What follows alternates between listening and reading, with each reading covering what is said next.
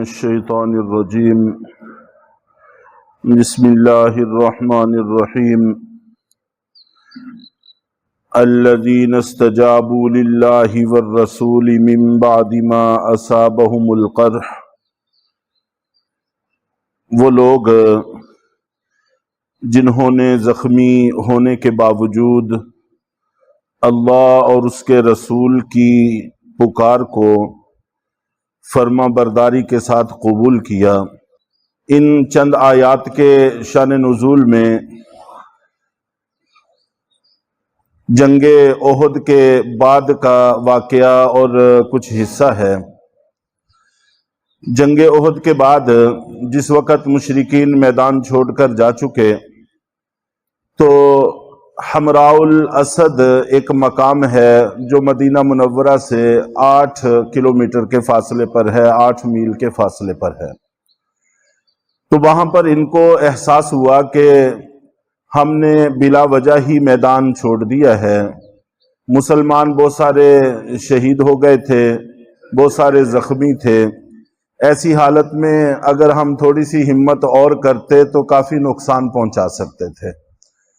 ہمارے پاس کوئی قیدی بھی نہیں ہے، مال غنیمت بھی کچھ نہیں ہے، مکہ والوں کو جا کر کیسے اس بات کا ثبوت فراہم کریں گے کہ ہم فتح حاصل کر کے آئے ہیں، کامیاب ہو کر آئے ہیں۔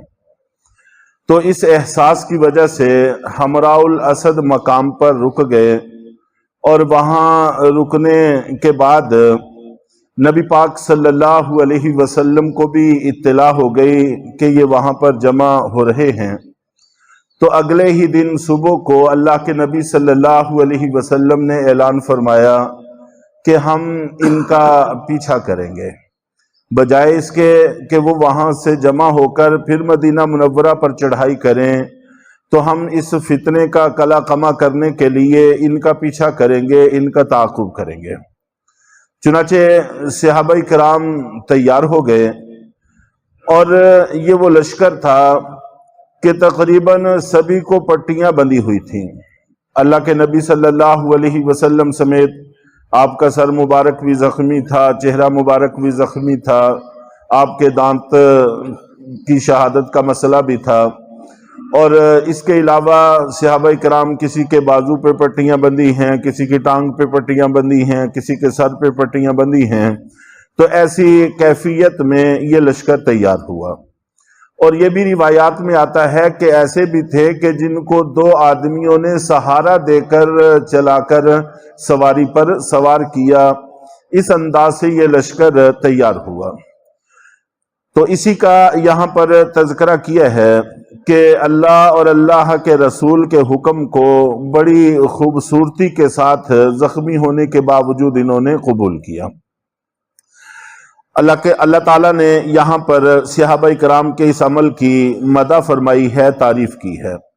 چنانچہ اللہ کے نبی صلی اللہ علیہ وسلم یہ لشکر لے کر روانہ ہوئے، اور اس سفر کو غزوہ حمراء الاسد کے نام سے یاد کیا جاتا ہے۔ یہ مستقل ایک علیحدہ غزوہ شمار ہوتا ہے۔ تو اللہ کے نبی صلی اللہ علیہ وسلم لے کر چلے، تو راستے میں ان کو نعیم بن مسعود ابو سفیان کے تعلق داروں میں سے تھا، اس سے ملاقات ہوئی۔ ابو سفیان نے اس کو 10 اونٹوں کا لالچ بھی دیا اور کہا کہ تم اس طرف کو جا رہے ہو، اور وہاں پر جا کر مسلمانوں پر ہمارا رعب ڈالنے کی کوشش کرنا، اور یہ کوشش کرنا کہ وہ بہت بڑا لشکر تیار کر رہے ہیں، تو ان کا ڈر اپنے دل میں رکھو۔ اس کا تذکرہ آگے والی آیت میں آ رہا ہے کہ قد جمعوا لکم، وہ تمہارے لیے جمع ہو رہے ہیں، فخشوہم، ان سے ڈرو۔ تو مسلمانوں کی کیفیت کا جہاں پر تذکرہ ہے کہ فزادہم ایمانا، کہ اس کی وجہ سے بجائے اس کے کہ مسلمانوں کے دل میں کوئی خوف و ہراس پیدا ہوتا، بلکہ ان کا ایمان اور زیادہ بڑھ گیا، اور انہوں نے کہا کہ حسبنا اللہ و نعم الوکیل، ہمیں اللہ کافی ہے اور اچھا کارساز ہے، ہم ان کافروں کو کچھ نہیں جانتے۔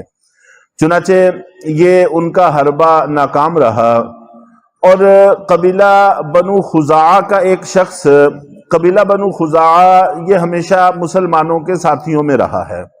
یہ واحد وہ قبیلہ ہے کہ جنہوں نے کفر کے زمانے میں بھی مسلمانوں کو کوئی نقصان نہیں پہنچایا اور مسلمانوں کی مخالفت نہیں کی، بعد میں پھر یہ لوگ بھی مسلمان ہو گئے اور نعیم بن مسعود بھی مسلمان ہو گئے۔ تو معبد خزاعی یہ بنو خزاعہ کا آدمی تھا، یہ نبی پاک صلی اللہ علیہ وسلم سے ملے اور اس کے بعد پھر جا کر ابو سفیان کو ملے، اور ابو سفیان نے پوچھا کہ تم نے کچھ زخمی لوگوں کو دیکھا ہے؟ تو انہوں نے بتایا کہ زخمیوں کی بات کر رہے ہو، میں نے تو ان کو بہت تازہ دم اور بڑی کثرت کے ساتھ بڑی تعداد میں دیکھا ہے، اور وہ تمہاری طرف پیش قدمی کر رہے ہیں۔ تو جس سے اللہ تعالیٰ نے ان کے دلوں کے اندر روب ڈال دیا، جس کا ذکر آگے آ رہا ہے، تو اللہ تعالیٰ نے ان کے دلوں میں روب ڈال دیا اور وہ وہاں سے فرار ہو گئے۔ چنانچہ نبی پاک صلی اللہ علیہ وسلم حمراء الاسد مقام پر پہنچے، اور ان کے جانے سے پہلے کفار سارے وہاں سے جا چکے تھے۔ پھر اللہ کے نبی صلی اللہ علیہ وسلم نے وہاں پر 3 دن تک پڑاؤ ڈالے رکھا۔ یہ شوال کی 17، 18، 19 تاریخ تھی۔ پیر، منگل، بدھ، یہ 3 دن نبی پاک صلی اللہ علیہ وسلم نے وہاں پر گزارے، اور اس کے بعد پھر وہاں سے واپسی کا سفر فرمایا۔ تو اس طرح سے غزوہ احد میں بھی اللہ تعالیٰ نے مسلمانوں کو فتح عطا فرمائی کچھ نقصان کے بعد، اور یہاں پر بھی اللہ تعالیٰ نے فتح عطا فرمائی، اور یہاں پر مسلمانوں کو ذرہ بر کسی طرح کی کوئی گزند نہیں پہنچی، جس کا تذکرہ آگے آ رہا ہے۔ تو یہ جو پہلی آیت ہے جس میں اللہ اور اللہ کے رسول کے حکم کو ماننے کا ذکر ہے، اس میں چند باتیں سمجھنے کی ہیں۔ ان میں سے ایک تو یہ ہے کہ اللہ کے نبی صلی اللہ علیہ وسلم نے حکم دیا تھا کہ ہم پیش قدمی کریں گے اور ان کا پیچھا کریں گے، اور اس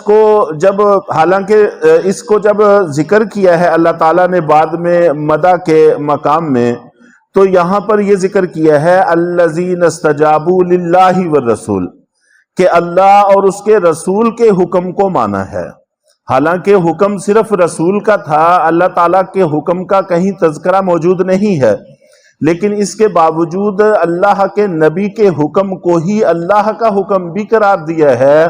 تو اس سے معلوم ہوا کہ اللہ کے نبی کا جو حکم ہوتا ہے وہ در حقیقت اللہ ہی کا حکم ہوتا ہے، اگرچہ اس کا تذکرہ قرآن پاک میں نہ بھی ہو، تب بھی اللہ اور اللہ کے رسول کا حکم دونوں ہی ہوتے ہیں۔ جو اللہ کے رسول کہتے ہیں تو اللہ کا بھی وہی حکم ہوتا ہے۔ اور دوسری جگہ پر یہ چیز مذکور بھی ہے کہ نبی یہ اپنی رائے سے کلام نہیں کرتے بلکہ اللہ کے حکم سے کلام کرتے ہیں، تو ان کا کلام، ہر ایک کلام اللہ کی رضامندی کے تابع ہوتا ہے۔ تو اس لیے نہ صرف یہ کہ وہ ان کا کلام ہوتا ہے بلکہ اللہ کا بھی کلام ہوتا ہے۔ اور اس کے بعد پھر آگے احسنوا منہم، کہ وہ لوگ جو احسان بھی رکھنے والے تھے اور تقوی بھی رکھنے والے تھے، 2 صفتیں یہاں پر ذکر کی ہیں۔ ایک صفت پہلے ذکر کی کہ انہوں نے حکم کو قبول کیا، اور دوسری صفت کہ ان کے اندر صفت احسان پائی جاتی تھی، اور تیسری بات کہ ان کے اندر تقوی پایا جاتا تھا۔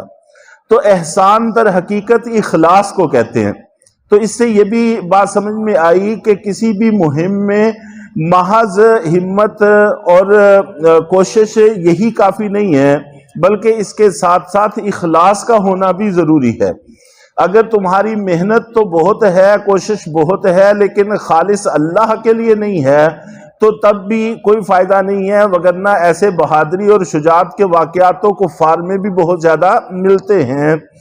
تو اس لیے احسان کا ہونا بھی ضروری ہے، اور احسان کی وضاحت خود نبی پاک صلی اللہ علیہ وسلم نے ایک حدیث میں واضح فرما دی ہے۔